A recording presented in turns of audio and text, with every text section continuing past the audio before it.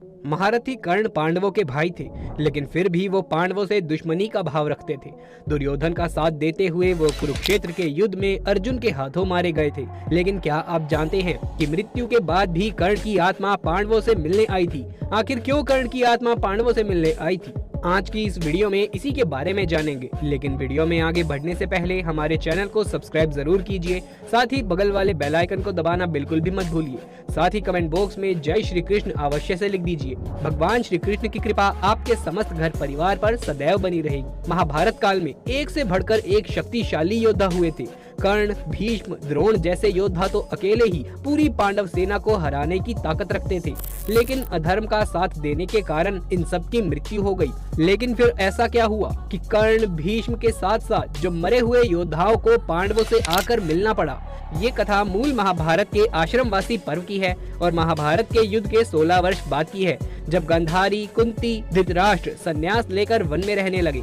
लेकिन पांडवों को अपनी माता कुंती की ज्यादा चिंता होती थी, इसीलिए एक दिन पांडव उनसे मिलने आए थे। जब पांडव कुंती से मिलने जाते हैं तब वहाँ महर्षि वेदव्यास कुछ मुनियों के साथ आ जाते हैं। पांडव और धृतराष्ट्र महर्षि वेदव्यास के साथ कुंती, गांधारी, सुभद्रा दिव्य कथाओं की दिव्य चर्चा करने लगते हैं।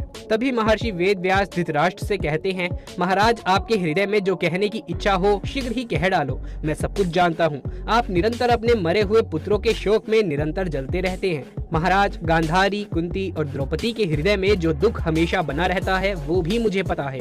श्री कृष्ण की बहन सुभद्रा अपने पुत्र के मारे जाने के बाद जो दुख मन में धारण करती है, मैं उससे अनजान नहीं हूँ। मैं आप सभी की समस्या को दूर करने के लिए ही आया हूँ। बताइए, आपको कौन सा वरदान प्रदान करूँ? वेदव्यास जी की बात सुनकर धृतराष्ट्र ने कुरुक्षेत्र युद्ध के बारे में बताया कि कैसे दुर्योधन की मूर्खता के कारण कई सारे योद्धा मारे गए। दूसरे देशों के राजा जो दुर्योधन की सहायता करने के लिए आए थे, वो भी मृत्यु के घाट उतार दिए गए। धृतराष्ट्र की सारी बातें सुनकर वहां बैठे सभी लोग मरे हुए योद्धाओं के बारे में सोचकर शोक करने लगे। ये सारी बातें सुनकर माता गांधारी वेदव्यास से कहती है, मुनिवर, मेरे पुत्रों को मरे हुए 16 वर्ष बीत गए हैं, लेकिन राजा धृतराष्ट्र आज भी अपने पुत्रों के शोक में हैं। वो आज भी उनके शोक में विलाप करते हैं।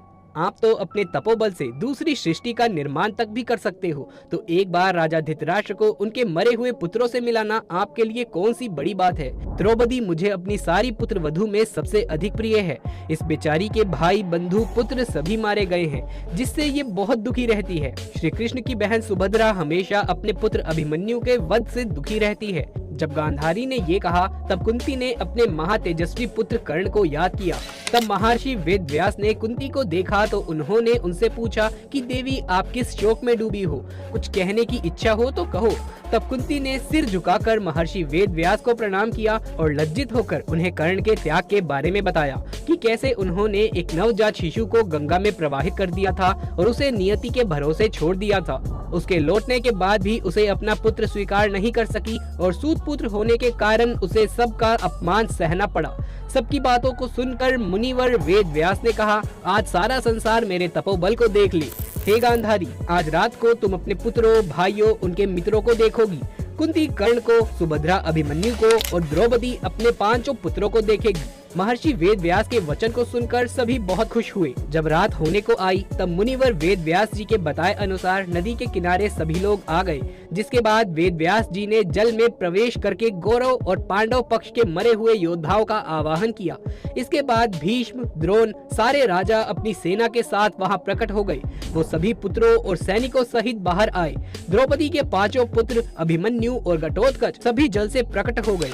कर्ण और शकुनी, धृतराष्ट्र के पुत्र दुर्योधन और दुशासन आदि जल से बाहर आ गए।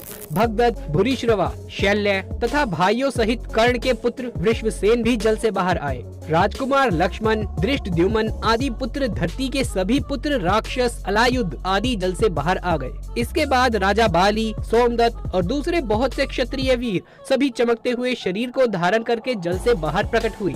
पांडव अपने भाई कर्ण को देखकर फूट फूट कर रोए, क्योंकि जब कर्ण जीवित थे तब उन्होंने कभी भी उनका सम्मान नहीं किया था, क्योंकि कर्ण की मृत्यु के बाद ही उन्हें पता चला था कि कर्ण उनके बड़े भाई थे और इस सच को जानकर युधिष्ठिर ने सारी नारी जाति को श्राप भी दे दिया था। इसके बारे में इसी वीडियो में आगे विस्तार से बात करेंगे। अभी फिलहाल अपनी कथा पर वापस आते हैं। कर्ण से दोबारा मिलने के कुछ समय के बाद उनका दुख दूर हो गया। इसके बाद सभी पांडव कर्ण से प्रसन्नता पूर्वक उनसे मिलकर बड़े भाई जैसा प्रेम करने लगे। इसके बाद वो अभिमन्यु और द्रौपदी के 5 पुत्रों से मिलकर बहुत खुश हुए। वो सारे योद्धा भी एक दूसरे से मिलकर बहुत प्रसन्न हुए। इस प्रकार मुनि वेद व्यास जी की कृपा से सभी अपने क्रोध को भूलकर शत्रु भाव को छोड़कर हर्ष मनाने लगे। ऐसा लग रहा था जैसे उनके बीच कोई दुश्मनी ना हो। कौरव और पांडव अपनी दुश्मनी भूलकर कुरु वंश के 2 भुजाओं की तरह प्रतीत होने लगे। वेद व्यास जी के तपोबल की शक्ति देखकर सभी बहुत प्रसन्न हुए कि उन्हें ऐसे लोगों से मिलने का मौका दोबारा मिला जिन्हें उन्होंने युद्ध की वजह से खो दिया था। इस तरह सारे मारे गए योद्धा एक रात अपने महल में रहने के बाद सुबह वहां से चले गए। लेकिन उनके जाने के बाद सबको लगने लगा कि कुरुक्षेत्र के युद्ध ने उनकी सारी खुशियों को छीन लिया है। क्या आप महाभारत के इस रहस्य को जानते थे? कैसे ये सभी कौरवों और पांडवों के मरे हुए उनके परिजन किस तरीके से उनसे मिलने दोबारा आए? इस कथा के बारे में क्या आप जानते थे? हमें नीचे कमेंट बॉक्स में लिख करके जरूर से बताइए। अब बात करते हैं उस समय की जब कर्ण की मृत्यु हुई और युधिष्ठिर ने संपूर्ण नारी जाति को श्राप दे डाला। आखिर क्या था वो श्राप और क्यों दिया था संपूर्ण जाति को युधिष्ठिर ने श्राप? कुरुक्षेत्र के युद्ध के 17वें दिन कर्ण और अर्जुन में एक भयंकर युद्ध हो रहा था। युद्ध के दौरान जब रथ का पहिया भूमि में धंस गया तब कर्ण ने अर्जुन से कहा कि हे अर्जुन, तुम 2 घड़ी प्रतीक्षा करो जिससे मैं इस फंसे हुए रथ को निकाल सकूं। मेरे रथ के पहिए को फंसा हुआ देखकर तुम छल मत करना। हे कुंती कुमार, जिस मार्ग पर कायर चला करते हैं तुम उस मार्ग पर मत चलना, क्योंकि तुम एक कुशल योद्धा हो। तुम्हें तो अपने आप को और भी ज्यादा श्रेष्ठ साबित करना चाहिए। इसीलिए जब तक मैं इस फंसे हुए पहिए को निकाल रहा हूँ तब तक तुम रथ पर चढ़कर मुझ पर प्रहार मत करना। दोस्तों, कर्ण का वध करने से पहले अर्जुन ने कर्ण को अपने रथ का पहिया निकालने के लिए 2 घड़ी का समय दिया था। लेकिन कर्ण की मृत्यु के बाद कुछ ऐसा हुआ था जिसे जानकर आप हैरान हो जाएंगे। जब अर्जुन ने कर्ण का वध किया तब कर्ण के शरीर से रक्त की धाराएं बह रही थी और उनका सर धड़ से अलग हो गया था।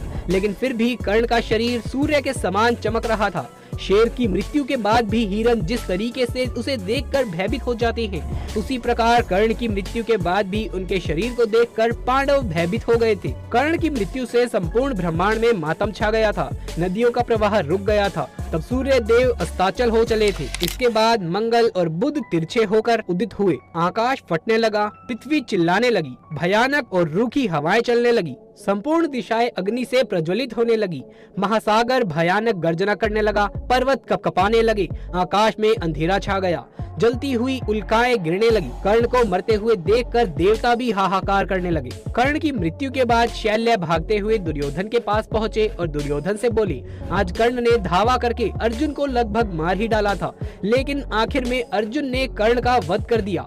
लगता है विधाता पांडवों के पक्ष में रहकर उनकी रक्षा कर रहे हैं। कर्ण के वध का संदेश सुनकर दुर्योधन की आंखों से आंसू बहने लगे। शोक से वो मूर्छित होकर जमीन पर गिर पड़े। इसके बाद जब दुर्योधन को होश आया तो उसने प्रण लिया कि वो आज ही अर्जुन और श्री कृष्ण को मारकर कर्ण के ऋण से मुक्त हो जाएगा। जब धृतराष्ट्र को संजय ने कर्ण की मृत्यु के बारे में बताया तब वो भी मूर्छित हो गए। जब गांधारी को कर्ण के वध का संदेश मिला तो वो क्रोध से चिल्लाने लगी। कर्ण की मृत्यु के बारे में सुनकर माता कुंती भी फूट फूट कर रोने लगी। जब पांडव ने देखा कि उनकी माता उनके शत्रु कर्ण के वध पर रो रही है तब उन्होंने माता कुंती से इसका कारण पूछा। तब कुंती ने रोते हुए पांडवों को कर्ण का सच बताया। कर्ण का सच सुनकर सभी पांडव बहुत दुखी हुए। जिस कर्ण को पांडवों ने हमेशा से ही अपमानित किया और अंत में उसका वध भी कर दिया, वो कर्ण उनके बड़े भाई थे। ये जानकर पांडव अपने आप को संभाल ना सके। सबसे बड़ा झटका तो धर्मराज युधिष्ठिर को लगा था। युधिष्ठिर बहुत क्रोधित हो गए थे और उन्होंने क्रोध में आकर संपूर्ण नारी जाति को श्राप दे डाला और उन्होंने अपनी माता कुंती से भी कहा कि हे माता, आपने हमसे कर्ण का सच छुपाया है, इसीलिए हमने अपने बड़े भाई को ही अपने हाथों से मार डाला। हे माता, आपके कारण ही आज हमें इतना शोक हो रहा है, इसीलिए मैं श्राप देता हूँ कि आज के बाद कोई भी स्त्री किसी राज को अपने मन में कभी भी छुपा नहीं पाएगी। दोस्तों, ऐसा श्राप महाभारत में युधिष्ठिर ने संपूर्ण नारी जाति को दे दिया था। भारत के एक ऐसे मजबूत व्यक्तित्व के बारे में बात करेंगे जिन्हें आज के मॉडर्न जमाने में राइटर और क्रिएटर अलग तरीके से दर्शाते हैं। उनके बारे में अलग अलग कहानियां बताते हैं जिनके कारण वो दूसरे कैरेक्टर को जस्टिफाई यानी कि प्रूव कर पाएं। उनके बारे में ये भी कहा जाता है कि उनके साथ जो भी बदतमीजी हुई, जो भी उनके साथ बुरा व्यवहार हुआ, तो ऐसा उनके भाग्य को उनके द्वारा खुद ही बनाया गया था। उनके एरोगेंस, उनके घमंड को बताया जाता है महाभारत के युद्ध का मेन कारण। इस कैरेक्टर का नाम है पांचों पांडवों की प्रमुख पत्नी और राजा पांचाल की बेटी द्रौपदी। द्रौपदी के बारे में लोग अच्छी बातें कम और बुरी बातें ज्यादा करते हुए नजर आते हैं, जो कि वेद व्यास जी के टेक्स्ट के हिसाब से बिल्कुल भी ठीक नहीं है। ये सारी बातें टीवी सीरियल के बेस्ड होती हैं या फिर कोई फिक्शनल ऑथर यानी कि काल्पनिक कहानियों का लेखक जैसे place of illusion, Karna wife, इन सब से जो कहानियां उठाई जाती हैं उनको देखते हुए उनके चरित्र को खराब बताया जाता है। द्रौपदी का वास्तविक नाम कृष्णा था, जिसका कारण था उनका अश्वेत रंग यानी काला रंग। हालांकि उन्हें उस समय विश्व की सबसे सुंदर औरत माना जाता था, लेकिन वो ऐसी बिल्कुल भी नहीं थी जैसे कि रूपा गांगुली ने बी आर चोपड़ा की महाभारत में द्रौपदी का रोल करा या फिर पूजा शर्मा ने स्टार प्लस की महाभारत में द्रौपदी का रोल किया। कृष्णा के अलावा भी उनके कुछ और अन्य नाम भी थे, जैसे वो द्रुपद की बेटी थी तो उनका नाम द्रौपदी पड़ा। वो पांचाल की राजकुमारी थी, इसीलिए उन्हें पांचाली भी बोला जाता था। साथ में ही द्रुपद का एक नाम था यज्ञसेन, तो द्रौपदी को यज्ञसेनी भी कहा जाता था। पांडवों का विवाह द्रौपदी से एक राजनीतिक विवाद था। पांडवों को तो पता भी नहीं था कि द्रौपदी का स्वयंवर चल रहा है। खुद वेद व्यास जी ने आकर पांडवों को बोला कि वो द्रौपदी के स्वयंवर में जाएं और द्रौपदी से विवाह करें। पांचाल राज्य भी हस्तिनापुर की तरह ही एक मजबूत स्टेट था और पांडवों के पास उस समय कोई ताकत नहीं थी। पांचाल से गठबंधन बनने का मतलब था पांडवों की सैन्य शक्ति का बढ़ना, साथ में ही उनके पास ताकत और धन का आना। वैसे इस विवाह का संदर्भ बताया जाता है भगवान शिव के उस वरदान से, जहां उन्होंने पिछले जन्म में एक वरदान दिया था कि 5 खूबियों वाले पति होंगे, लेकिन उन्होंने बोला कि 5 मेजर खूबी एक ही आदमी में नहीं हो सकती हैं, कि वो वीर हो, वो ज्ञानी हो, वो सबसे ताकतवर हो, और इस तरीके की 5 खूबी थी। इसीलिए 5 आदमी से शादी हुई जिनमें वो एक एक गुण था जो वर में मांगा गया था। महाभारत का वो पहलू जो किसी टीवी सीरियल ने नहीं दिखाया, साथ में ही किसी लेखक ने उसके ऊपर कोई भी प्रकाश नहीं डाला। जब पांडव इंद्रप्रस्थ में राज कर रहे थे और युधिष्ठिर आर्यावर्त के सम्राट बन गए थे, उस समय भीम, नकुल, अर्जुन और सहदेव अलग अलग सैन्य अभियानों पर गए हुए थे। द्रौपदी पूरे साम्राज्य की अर्थव्यवस्था के लिए जिम्मेदार थी, यानी कि वो फाइनेंस मिनिस्टर थी और साथ में वो नागरिक संपर्क और शिकायत निवारण भी चलाती थी। जब द्यूत सभा में युधिष्ठिर ने खुद को खो दिया, उनका राज्य हार गए, अपने परिवार को गवा दिया और साथ में द्रौपदी को भी जुए में हार गए, तब द्रौपदी को द्यूत सभा में खींच के लाया गया। उस समय वो एक खराब अवस्था में थी, जहां वो एक कपड़े में ही लिपटी हुई थी। ऐसी मुश्किल स्थिति में भी उन्होंने एक मजबूत अंदाज को बनाए रखा। उन्होंने 2 सबसे मौलिक प्रश्न पूछे पूरी सभा से। जो पहला था वो ये कि क्या एक आदमी अपनी पत्नी को जुए में लगाने का अधिकार रखता है, और दूसरा ये कि एक राजा का क्या धर्म होता है। दोस्तों, द्रौपदी ने कृष्ण को बताया कि दुर्योधन, शकुनी, दुशासन, कर्ण ने उनके साथ बहुत दुर्व्यवहार किया है और इस अधर्म की उनको सजा मिलनी चाहिए। कृष्ण भगवान ने भी खुद ये माना कि यहाँ बहुत बड़ा अधर्म हुआ है और जितने लोग इसमें शामिल थे उनको इस बात की सजा मिलेगी। युधिष्ठिर जो नहीं चाहते थे कि कौरवों और पांडवों में युद्ध हो, जब उन्होंने एक शांति वार्ता की कोशिश करी, हालांकि सत्य ये है कि वो हर बार उस शांति वार्ता में फेल ही हुए, तब द्रौपदी ने युधिष्ठिर को और पांडवों को उनका क्षत्रिय धर्म याद दिलाया, अपनी हुई बेइज्जती याद दिलाई, पांडवों के साथ हुए षड्यंत्रों को याद दिलाया और कहा कि उन लोगों के लिए युद्ध ही आखिरी निवारण है। द्रौपदी एक मजबूत चरित्र की औरत थी और जब द्रौपदी पर कोई अत्याचार हुआ या उनके साथ कोई भी छेड़छाड़ हुई तो उन्होंने उसका जरूर से बदला लिया। जैसे जब जयद्रथ ने उनका अपहरण करना चाहा तो जयद्रथ को इसकी सजा मिली। कीचक ने काफी बार द्रौपदी से बदतमीजी करी तो भीम ने द्रौपदी के कहने पर कीचक का वध किया। द्यूत सभा में जितने लोगों ने भी द्रौपदी की बेइज्जती करी, सबका महाभारत के युद्ध में वध हुआ। दोस्तों, अब हम बात करते हैं द्रौपदी से जुड़े हुए विवाद की। सबसे ज्यादा द्रौपदी के कैरेक्टर को डी मीन यानी कि द्रौपदी के कैरेक्टर को गिराया जाता है। ऐसा बताया गया है कि कर्ण और द्रौपदी में कुछ रोमांटिक यानी कि प्रेम संबंध थे। दोस्तों, ये बात बिल्कुल ही फेक है। जिसका वेद व्यास के ऑथेंटिक टेक्स्ट या फिर KMG महाभारत, गीता प्रेस की महाभारत, कोई भी ऐसी महाभारत जिसमें कोई भी छेड़छाड़ ना की गई हो, उसमें ऐसा कोई प्रसंग मेंशन नहीं है। वर्ण पर्व में द्रौपदी ने सीधे सीधे श्री कृष्ण को बताया था कि वो कर्ण से काफी नफरत करती हैं, क्योंकि पब्लिकली कर्ण ने द्रौपदी को एक बुरे चरित्र की औरत कहा था। कुछ फोक टेल्स यानी कि दंत कथाओं में एक प्रसंग मेंशन किया जाता है जो है जम्मू याख्यान फल का प्रसंग, जिसमें द्रौपदी ऐसा बोलती है कि उन्हें कर्ण से बहुत प्यार है और अपने आप ही फल जाके पेड़ पर लग जाता है। ऐसी कुछ कहानियां ही बताई जाती है। यदि पूरी कहानी जानना चाहते हैं तो कमेंट बॉक्स में जरूर बताइए, हम इसके ऊपर एक वीडियो बना देंगे। साथ में ही भील महाभारत में भी ऐसी कुछ कहानियां बताई जाती हैं कि द्रौपदी को वासुकी उठाकर ले जाते हैं और उनके साथ रोज जबरदस्ती करते हैं और अर्जुन कुछ नहीं कर पाते, वो कर्ण की मदद लेती हैं। पर दोस्तों, वेद व्यास के टेक्स्ट में कुछ भी ऐसा नहीं बताया गया है। अंधे का पुत्र अंधा, जैसा कि हमने आपको पहले भी बताया कि महाभारत के मेन कारण को द्रौपदी ही माना जाता है और ये उसका एक काफी हाई पॉइंट माना जाता है। द्रौपदी ने कभी भी दुर्योधन का अपमान नहीं किया था। अंधे का पुत्र अंधा, इस वाक्य को आप वेद व्यास जी की महाभारत में कहीं पर भी नहीं पाएंगे। ये केवल मिथ्या धारणा ही है, परंतु ये वाक्य अत्यंत लोकप्रिय हुआ। राजसूय यज्ञ के बाद जब दुर्योधन इंद्रप्रस्थ में ही रुक गए थे, वहाँ उन्होंने माया सभा सहित अन्य कई अद्भुत चीजें देखी। वहीं एक जगह भ्रम के छल में फंसकर वो पानी में गिर गए, जिसे देख वहाँ नकुल, सहदेव और भीम जोर जोर से हंसने लगे। महाभारत में इसके अतिरिक्त और कुछ भी नहीं कहा गया, परंतु बी.आर. चोपड़ा की महाभारत में दिखाया गया कि द्रौपदी ये सब देख रही थी और दुर्योधन का मजाक बनाते हुए उसे अंधे का पुत्र अंधा बोल दिया। परंतु जिसने भी महाभारत पढ़ी है वो जानते हैं कि द्रौपदी ने दुर्योधन का तिरस्कार कतई नहीं किया था।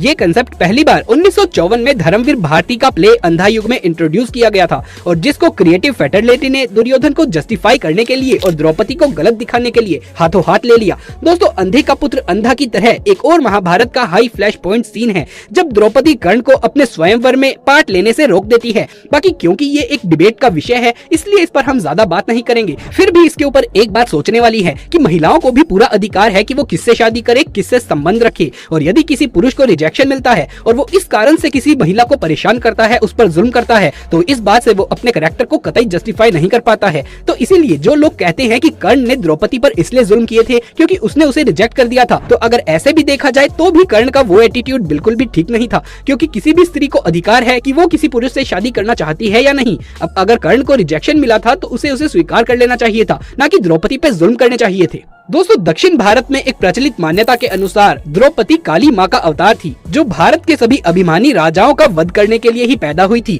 और श्री कृष्ण की सहायता के लिए पैदा हुई थी। इसीलिए ये कहा जाता है कि द्रौपदी पांचों पांडव, सभी कौरव और 18 अक्षौहिणी सेनाओं के विनाश के लिए ही पैदा हुई थी। भगवान हरिविष्णु भगवान श्री कृष्ण के रूप में द्वापर युग में पैदा हुए थे और काली देवी पार्वती का ही एक रूप है और इसीलिए उन्हें भाई बहन का दर्जा दिया जाता है। हालांकि द्रौपदी का जन्म अग्नि से हुआ था, लेकिन मुझे हैरानी होती है जब हमने बहुत सी यूट्यूब पर वीडियोस देखी है जहां पर द्रौपदी और श्री कृष्ण को लेकर प्रश्न खड़े किए जाते हैं, उनके रिश्ते पर प्रश्न खड़ा किया जाता है। लेकिन मैं यहां पर आपको साफ साफ एक बात बताने चाहता हूं कि भगवान श्री कृष्ण और द्रौपदी का रिश्ता बिल्कुल भाई बहन के रिश्ते जैसा था, क्योंकि भगवान श्री कृष्ण भगवान विष्णु के अवतार थे और द्रौपदी, जिसे दक्षिण भारत में काली का अवतार माना जाता है, और माँ काली पार्वती का ही रूप था। यानी इस नाते से देखा जाए तो वो दोनों भाई बहन ही थे। अब हम बात करते हैं द्रौपदी के चरित्र के बारे में, क्योंकि उनके कैरेक्टर या चरित्र को लेके अलग अलग कहानियां बनाई जाती हैं। द्रौपदी को वैसे अर्जुन से ज्यादा प्यार था, लेकिन उन्होंने हमेशा ही अपने पांचों पतियों से बराबर पत्नी धर्म निभाया। दोस्तों, हमारा तो द्रौपदी के कैरेक्टर के बारे में यही मानना है कि आज की नारी समाज के लिए द्वापर युग की द्रौपदी एक बहुत बड़ा उदाहरण है, जिन्होंने अपने ऊपर आई हुई काफी बाधाओं को पार करते हुए हर बाधा के ऊपर विजय पाई। वो पांडवों के साथ हर बुरे समय अच्छे समय में, चाहे वो पांडव राजा थे या वो पांडव जंगल में थे, अज्ञातवास में थे, उनके जीवन में हर वक्त उनके साथ रही और अंतिम सफर में भी उनके साथ ही थी। जब एक एक करके पांडवों की मृत्यु हुई तो द्रौपदी हमेशा उनके साथ खड़ी रही। दोस्तों, इस हिसाब से द्रौपदी एक क्वेश्चनेबल कैरेक्टर नहीं थी, बल्कि वो तो एक इंस्पिरेशनल कैरेक्टर है, जिनसे आज की नारियों को इंस्पिरेशन लेनी चाहिए। आप उनके कैरेक्टर के बारे में क्या सोचते हैं? अपनी राय नीचे कमेंट बॉक्स में जरूर बताइए। अगर ये वीडियो अच्छा लगा हो तो इसे एक लाइक करें, हमारे चैनल को जरूर से सब्सक्राइब करें, इस इन्फॉर्मेशन को ज्यादा से ज्यादा शेयर करें ताकि सब लोगों तक ये जानकारी पहुंच सके। कमेंट बॉक्स में जय श्री कृष्ण लिखना बिल्कुल भी ना भूलें। जल्द मुलाकात होगी अगली वीडियो में, तब तक के लिए आप सभी का धन्यवाद।